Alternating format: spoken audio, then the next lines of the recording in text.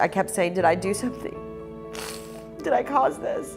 This is the story of two sisters facing the same life-threatening disease. Oh, beautiful.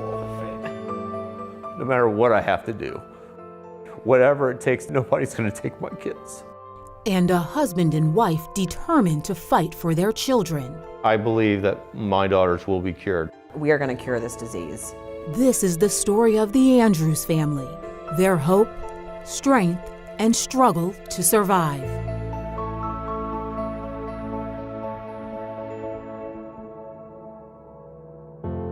This is every parent's nightmare, this story. When you see these parents in this family taking on this incredible emotional challenge, it's actually a story of hope and inspiration. And the minute we saw their determination and their dedication, we knew this was a story we had to share. Hi, baby.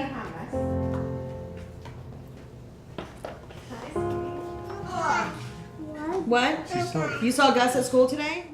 I grew up in a big family. We had 5 kids in our house, and I just, I loved the big Christmases and the lots of commotion, and I just always wanted to have kids, always. With Pam's demanding career working as a staffer for a state senator, it was hard for her to find time to date. I was working really hard and really loving my job. And then somebody suggested that I join Match. That's how my husband and I met, actually, was on Match. Oh, I thought she was really pretty. I mean, that's where it starts. It was October 17th, 2006. It was a beautiful day outside. We went to a dog park. I had a dog. She had a dog. She had Billy. She came walking up with Billy, and Billy's pulling at his leash, and he jumps up and he hugs me, And I'm like, oh man, I'm so in, right? It was a great first date. She was fantastic. We had a great chemistry and rapport from the beginning. I was not someone who sat around and dreamt of getting married or dreamt of having children, but that was before I met Pam. Chris and Pam started dating right away, and within 4 years, Pam became pregnant. Belle was born on March 18th, 2010. The moment Pam gave birth and somebody handed me Belle, and I put my nose to hers, everything in my life changed. The only thing I want to do is take care of this little girl. And it was like, I can be a great father, because all you have to do to be a great father is to love your child. And I said, I can do this. She was a great baby. She was a great sleeper. She was not defiant at all. She was not ever pushing the envelope. She, you didn't have to tell her no. Pretty soon after Belle was born, Chris and Pam were married in Austin. To love and to cherish. To love and to cherish. Till death us do part. Till death us do part. Then Chris went on to law school, and Pam got pregnant for the second time. And in June 2014, she gave birth to Abby. And it was around that time that Chris and Pam noticed some troubling signs with their first daughter, Belle. She was about 3.5, maybe. She woke up and she was eating a snack. I noticed her hands were shaking. Really, really subtly. And I was like, what is that? About that same time, I was noticing that Belle started tripping and falling a lot. We took her to see a pediatric orthopedic specialist. We're gonna go into the room over here. Hello. Did you jump on the beds? Yeah. Yeah. Now, put your hand in there. They did a CAT scan and some x-rays of her hips and ruled out hip dysplasia and said if we had any further questions, we should see a neurologist. Perfect. And come back, nice and steady, and turn. The MRI came back that everything was normal. He also ruled out cerebral palsy. He ruled out muscular dystrophy. He checked the boxes on several things. Doctors couldn't figure out what was wrong with Belle. Meanwhile, her condition seemed to be getting worse. Okay, let me see. 1 foot in front of the other. Heel to toe. Her friends were sturdy, jumping off couches, climbing trees, and Belle's tripping and falling 6 to 8 times a day. 1 foot in front of the other on the tape. Her foot sort of curves under a little bit, and she has some vertical gaze palsy, so her eyes don't always keep up with her body. Look up here. Yeah, okay. It's heartbreaking to watch your kid struggle physically. I mean, there's just no other word for it. It just felt like a puzzle that was missing pieces. I mean, honestly, I don't know how else to describe it other than even her doctors were confused and scratching their heads over her symptoms. I saw Belle for a well check, and I did a full examination, which we always do, and I felt her spleen, and it was large. She was feeling the tummy like they do, and she, she looked at me and she said, how long has her spleen been like this? And I said, since she was born. And she didn't have to say anything. It was just the look in her eyes. The terror in her eyes. She's a mom. She recommended that we go back and do some genetic testing. And she didn't hesitate. She said, absolutely, I'll write a referral today. The Andrews had to wait 6 months to see a geneticist, and another few months after that for test results, which they then received in March of 2016. We got to the doctor's office. He first did a exam on Belle. Can you squeeze my fingers real tight? Squeeze them, squeeze them, squeeze them. Good. How about this hand? Squeeze them. After he was finished with Belle, he left the room for a minute and came back and handed us both a piece of paper. And it said Niemann-Pick Type C1 at the top. And I don't really remember right after that. I just remember sobbing. Niemann-Pick Type C1 is an extremely rare genetic disease, sometimes referred to as childhood Alzheimer's. It affects 1 in 100,000 children. Pam continued to ask, is it fatal? Is it fatal? And finally he said yes.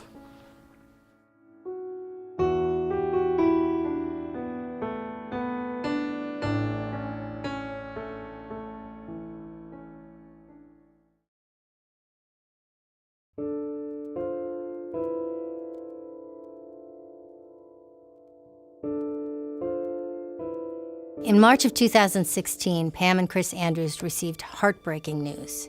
Their 6-year-old daughter, Belle, was diagnosed with a fatal genetic disease called Niemann-Pick Type C1. It's never easy to give news of a disease diagnosis that's going to change a family, sometimes just totally turn them upside down. You like that one too?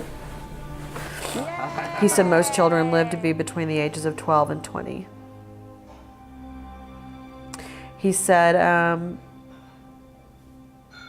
typically most children die within 10 years after diagnosis. There was no FDA-approved treatment for the disease. That's not what any family wants to hear. And then he described what the decline would look like. Children lose cognitive ability, they lose the ability to hear, they have ataxia,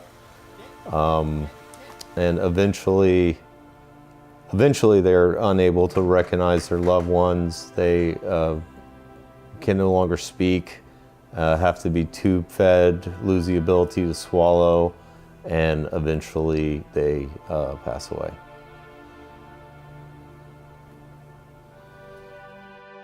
Not only were we going to lose her, we were going to lose her in the most brutal and awful way possible. NPC has been called childhood Alzheimer's because it's a degenerative disease where people lose intellectual function similar to Alzheimer's disease. It's an extremely rare disorder.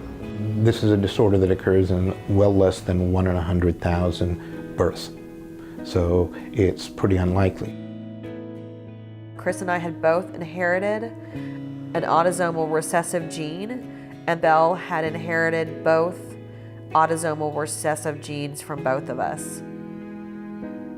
She had a 25% chance of inheriting both of those recessive genes. So instead of getting my husband's beautiful blue eyes, she got both of our recessive genes for NPC1. The odds of two people meeting that have this, it would be like winning the lottery, the reverse lottery. And the fact that we met on Match.com.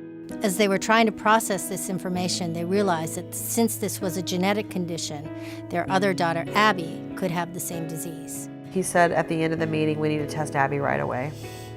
She wasn't showing any symptoms. At that time, she didn't have a swollen spleen. We were holding out hope, and really the doctor was holding out hope. He was like, she only has 25% chance of also having it.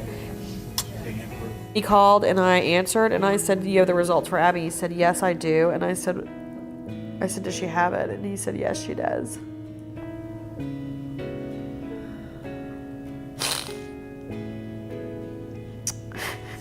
And he said, I'm really sorry.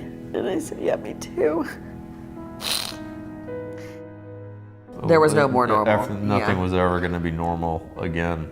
Our world had just been, we were facing losing our entire family. Yeah. I thought to myself, no matter what I have to do, no matter what we have to do, no matter who we have to call, no matter how much money we have to raise, whatever it takes to do, nobody's going to take my kids.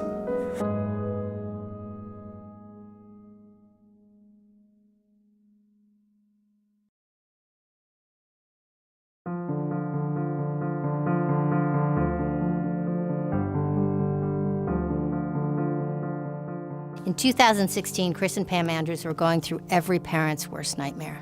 Their two daughters, 6-year-old Belle and 4-year-old Abby, had both been diagnosed with a rare and fatal genetic disease. The bottom line was this: there's no treatment. And there's no cure. And there's no cure. Friends do many things together. Both Chris and Pam are fighters. They weren't going to just sit back and do nothing. They immediately started researching on their own and soon learned about an experimental drug that could possibly help. There was something out there. There was somebody out there working on this. And that gave me a lot of hope. There's a promising new treatment that is currently in trials, and it does have a fairly dramatic effect in terms of prolonging life and reversing symptoms in animal models. We're now studying it in people over there. We have 2 patients who've been in treatment for almost 3 years and 1 who's been in treatment for about 2.5 years. And those 3 patients have not shown any progression in their disease for that period of time. Chris and I made the decision, let's get the medicine in the girls right away. We were on our way to Chicago to meet with Dr. Kravitz. This new drug is called VTS-270, and both Belle and Abby immediately began new treatments with Dr. Kravitz. All right, you're looking pretty good, I think. We are very happy. Yay, okay. All right, that's good. What I can tell you with Abby, ever since she's started on VTS-270, she's taken off like a rocket. Yeah, exactly. Okay. Yeah, sometimes you just have to... She is talking a lot in 2 languages. She started school, she's running, she's climbing couches, she's jumping on the bed. She's doing gymnastics, she's walking on the balance beam, far better than Belle ever did, even when Belle was 3. She has, in a short amount of time since May, made a huge progression. Hit him! And it was like being shot out of a cannon. It was very fast. It can't just be a coincidence that it happened at the same time she started receiving treatment.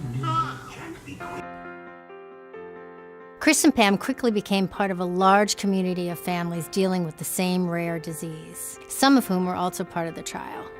One of the children that Pam and Chris became familiar with was Haley Kujan. Haley was my first child NPC patient ever. She was quite progressed. Hi, Haley. Haley, we're gonna listen to your heart. Haley was choking on food and liquids, and probably with the typical progression of the disease would have had to have a G-tube soon. Haley was hardly talking at all. Once we started her, there has been some improvement. Keep going, Haley. And in fact, on swallow studies, we can see she's swallowing better, not just clinically. The family's telling us, well, she's not choking anymore on food, so that's an objective measure. It's not just people making a judgment. The treatments with VTS-270 has been incredible. It was very obvious that Haley was progressing, but once we started with treatments, she's been stable since then, which is very important. Samantha! How are you? Another one of the patients that Pam and Chris got to know was Samantha Burns. breath. Samantha's symptoms are more sort of in her voice. Her balance isn't great, but it's not horrible. Fine motor skills are... I mean, I can write with a pencil, so... Right, right. You're pretty good. Okay. Smile. Okay, hold your hands out. So after we got on the drug, boy, I would say within a couple of months, we started noticing everything change. The light came back in her eyes. She just started talking. Now it's hard to get her to not talk so much, which is wonderful. The goal of treatment in NPC is to slow or stop the disease, not necessarily do we expect it to get better. What we have seen is that there are certain areas that have gotten a little bit better in Haley and in Samantha. I think it kind of went from us wondering how we were going to have a life, all of us, you know, not just Samantha. I mean, she's first and foremost, but it was like, we can have a life, you know. And so don't cry.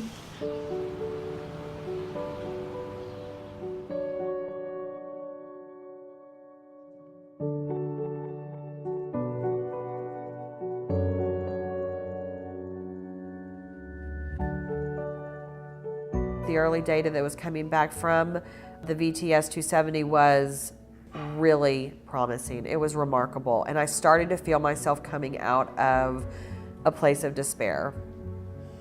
And I started realizing that we weren't starting at ground zero. This is a situation where we might be changing the disease. Okay. All right, smile. And for a child neurologist that has had to do that kind of talking with families all these years, this is very exciting. I believe with every fiber in my body that my girls are going to live and they are going to be happy. I don't know what Belle's normal is going to look like, but she is going to be okay.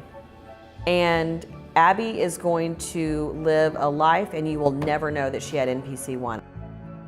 It's amazing what Chris and Pam were able to do for their children in such a short amount of time. But they knew that finding an actual cure for this disease would take a much larger effort. The VTS 270, as my husband says, is not a cure. Gene therapy is really what we need to do in order to cure this disease. We said we're going to create a foundation. We are going to fund research. We didn't know who, how, or when who, how, or when. We didn't know the details. The Andrews named their foundation the Firefly Fund, and they've already begun raising money. And you just know somehow, some way, they're going to make a difference. Why we've created Firefly is to create an unshakable belief, a sense of certainty that we will cure this disease. You're doing great, Abby. Keep it up. And our girls are happy.